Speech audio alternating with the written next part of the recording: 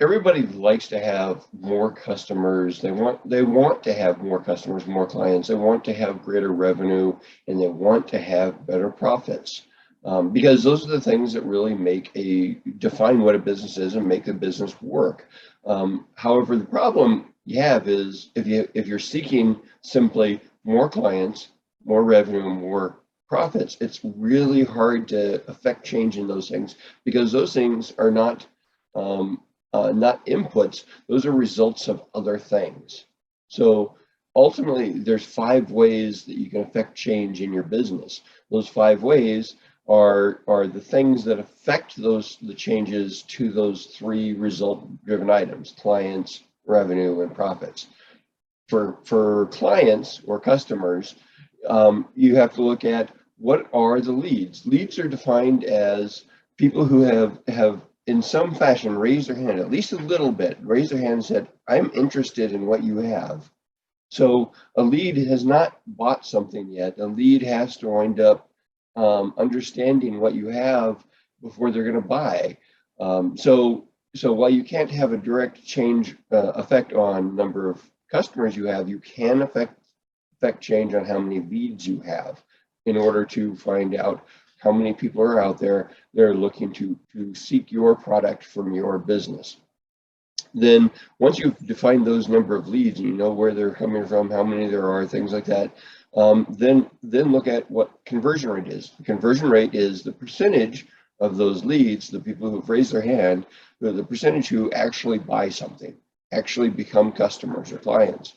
So when you multiply the number of leads times the conversion rate, that gives you how many customers you have. So while you can't affect change on customers, you can affect change on leads and conversion rate. Okay, similarly, when it comes to revenue, people want more revenue, you can't affect change on that. What you can affect change on is, when you have a customer, how often does the customer come back? If you're a hardware store, how often do they come back in a month or 6 months? If you are an insurance salesman, how often do they come and look at different products that you might be selling? If any business, the frequency of purchases relate directly to the actual revenue. Okay, so you can't affect change on your revenue, but you can affect change on how often customers come back.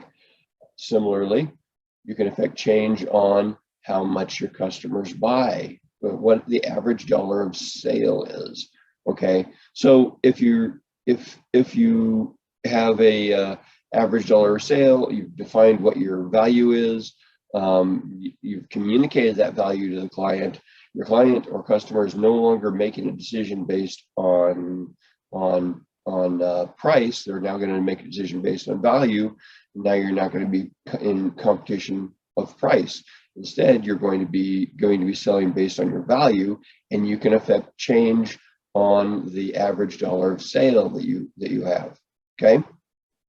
So if you take the number of clients or customers you have, multiply that times the average number of times they come visit in any time, and you come by at any time frame, multiply that times the average they spend each time. I mean, obviously sometimes it'll be more, sometimes it'll be less, but the average.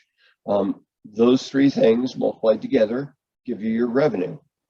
Now we're almost done. People want more, business owners want more profits. Okay, in order to get there, what you have to do is you take your revenue and multiply it by your profit margin. Whether you're talking gross profit margin or net profit margin, it's okay, as long as when you make comparisons, you're using the same numbers. Ultimately, though, is your revenue times your profit margin gives you your profit. So you can't affect direct change on what your profit is, but you can affect direct change on your profit margin. So those are the 5 ways that a business can focus on, the 5 things that a business can focus on in order to affect change in their bottom line. It is the number of leads, their conversion rate, the number of times a customer comes and purchases, the average dollar of sale of those purchases, and the profit margin. Those 5 things generate the bottom line or the overall profit for